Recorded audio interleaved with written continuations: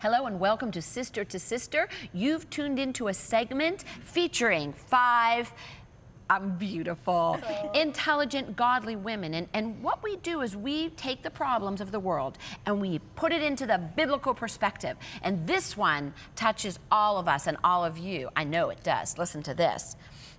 Has technology distracted you from your family? And if so, what have you done about it? You two, my girls at the ends. There you go. What? I'm sorry. Are you with me? Yeah, It is no. the I mean, it's affecting 2 major areas right now, dinner and bedtime. I'm looking around and I'm like, it's dinner time. Where's everybody? They're on their gadgets.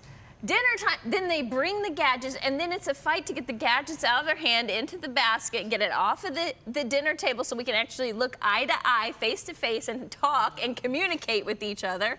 And then they can't, oh, I hear something dinging. So it's like this. It's so distracting. And then bedtime, it's almost like you've got to check them in when you come into the house and pick them up when you're ready to leave. It's almost to that point because you can't even hardly converse with each other. It's time for bed. And your kids are little. Where are the gadgets? And there's not just a couple, there's gadgets. There's computers, tablets, phones. There's so many gadgets and TVs. It's like, oh my gosh, Jesus, help us navigate this gadget-driven season with our family. I know. It's I know. a fight. I like your idea about taking them away. I mean, I don't know if people really do it. Oh, yeah. We say we're going to do it. Do you do it? Oh yeah, my kids aren't allowed to have their phones in their rooms, actually. But what about the dinner table? No, that's another rule. And you know what? Tim and I have to follow that rule too, because it's a real challenge, especially like with answering work emails and things like that, where you're constantly connected. So Tim and I really have to follow that rule too when we come to the dinner table, leaving the phones and the gadgets and things elsewhere. And we have made a real conscious decision.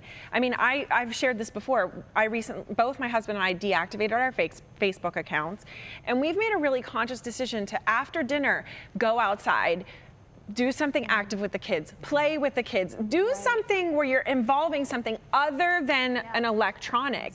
And the kids are loving that time. They really are. They're forgetting about the gadgets. We're playing Foursquare outside, or we're taking a walk, or whatever it is. Now, I'm not gonna act like I don't ever struggle with this, because I do. It is a struggle, and that's why we're implementing these ways of helping all of us to get away from that addiction. I like the way that she said we planned it.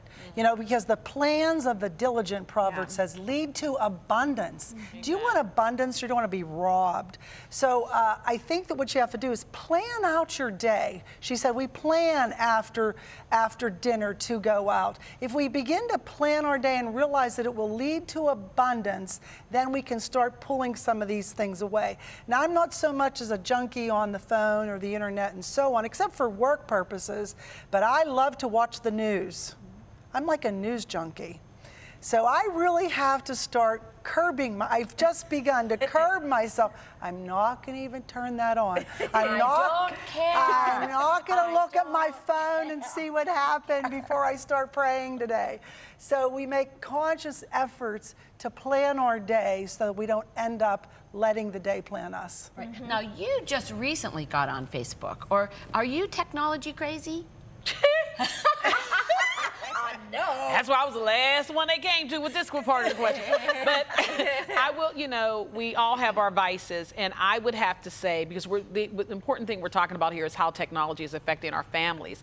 And some of us have forgotten, because we may not be techie. I may not have the laptop and, you know, all of that kind of stuff, but the telephone.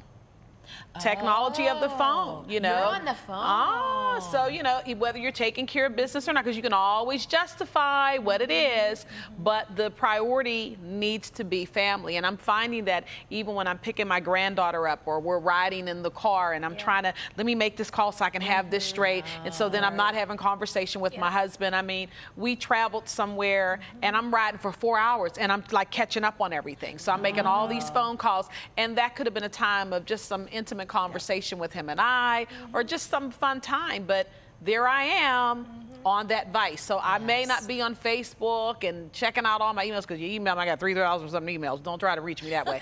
But, you know, but the phone. Oh gosh, well, I'm not sure how you feel about your phone or your iPad or your tablet or your computer, but you can understand from us that it is time to put it down and focus on those that you love. See you Amen. next time.